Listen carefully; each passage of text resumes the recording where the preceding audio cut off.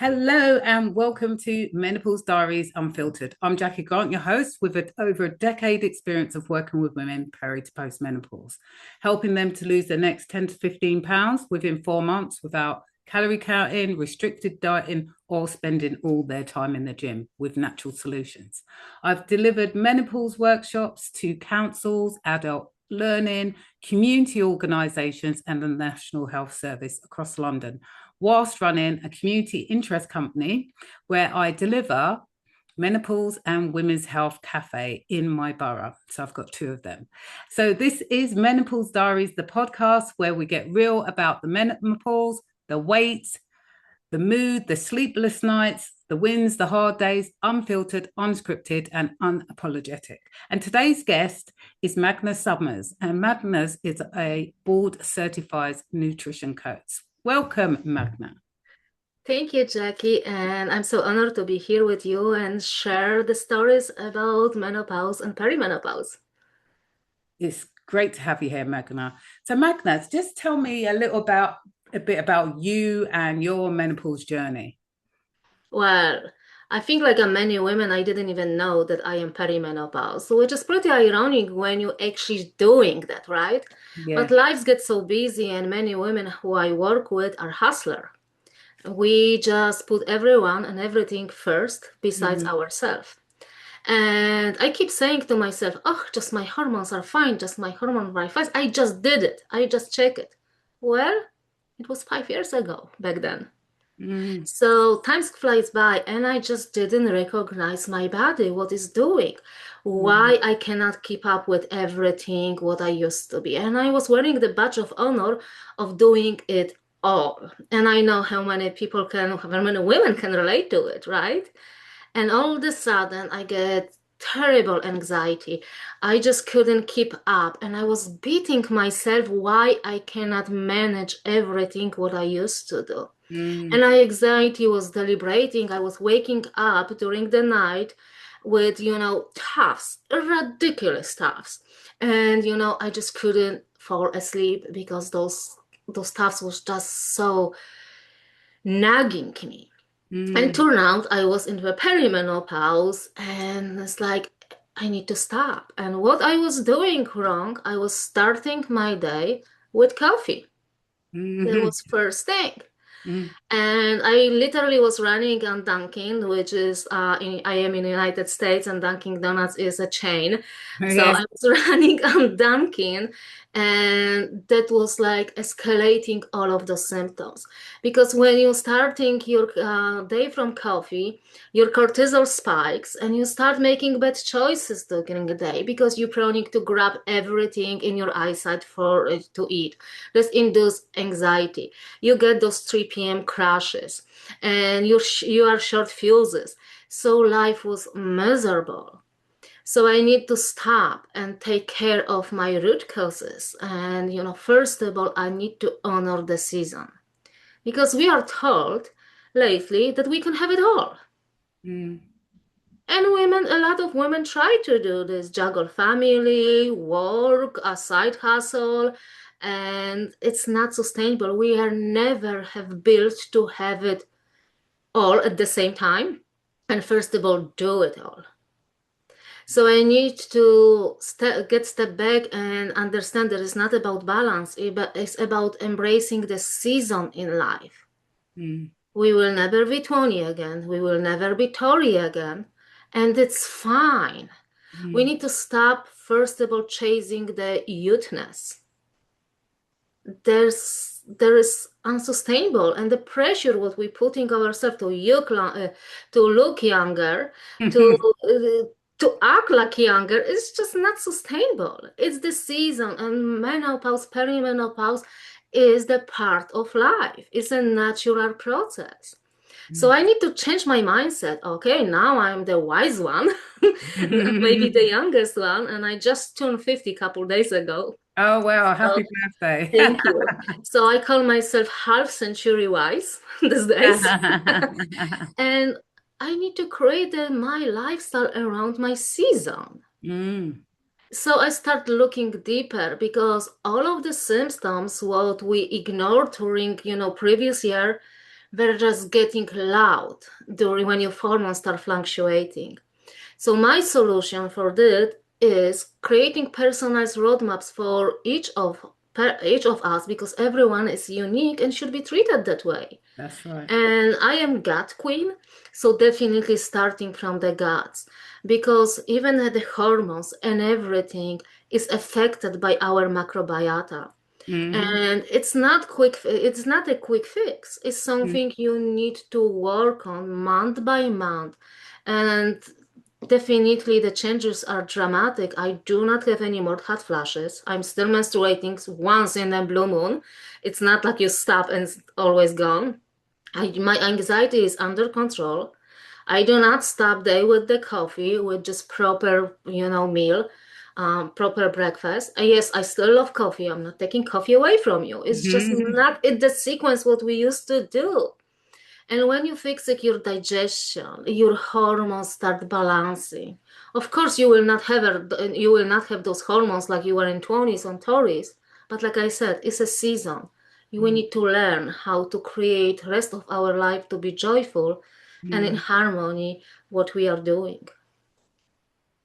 Great. So you've managed to um, support your hormones and just look at the areas where you just needed to, focus in on. And was that before you became a nutrition coach, or did you start researching? How did that happen? Actually, it happened when I was already a coach. Oh, wow. Like I was preparing actually the class about menopause, and it was like, oh, this, and it's like, oh, that's me.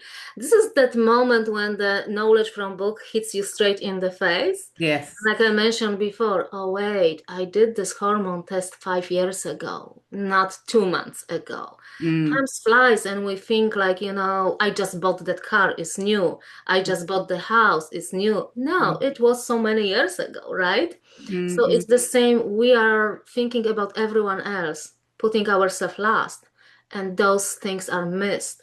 So that's why I think every woman should have a coach or some guide who help them to understand what's going on with our bodies. Because we know more about our cars, our homes, but not necessarily what's going on in our only home, which is most important, our body. yeah. And for that reason, I wrote the book, Coffee is Not Breakfast, Mm-hmm. which is full with quizzes and what to eat, when to eat. So the women which are confused, and I did some study, and the first things what women said, why they cannot keep up with a healthy lifestyle because of the confusion and lack Mm, of time. So yes. this book is my gift to all of the women because they can find some answer and what to do about that without spending tons of money if they cannot afford the coach or there is not right time. Those are the first, I call it first aid kit, so they start understanding and see the differences. That's so funny that you said that you were doing you were getting ready to deliver a course and you found that you were in perimenopause because I had the same thing. Well, kind of the different, I wasn't planning to teach a course. I'd left work, because of like anxiety. I kept going on and off the bus and I had this really bad anxiety. And then I just gave my notice in 3 months' notice. I was a senior manager in drug and alcohol services. And I did my perimenopause and fitness course in 2014. And I was doing the course. And as I was doing the course, I was like, that's me. That sounds like me. That sounds like me. Do you know what I mean? And that's how I kind of found out that I was in perimenopause at the time. So it's so funny how many of us have similar stories. Do you see what I'm saying? And I really Absolutely. love that you've kind of built in a book that can, support women because, like you say, everyone is trying to find things that are going to work for them. And, sometimes you just don't know which way to go, you know? Absolutely. And especially there is so much conflicting advices. Eat that, not eat that, go on hormone therapy, Yeah, which is not good for everyone. exactly. I had history of uterine fibroid, and hormone replacement therapy is not recommended for me. And if you are bleeding still, menstruating, those hormones, besides maybe progesterone, are not really the answer for you. And everyone acts differently. And even in this book, there is like check your hormone quizzes, so you can check which one, if you are that person or not. And yes, we are busy, and sometimes we don't have a time to reflect what's going on with our body.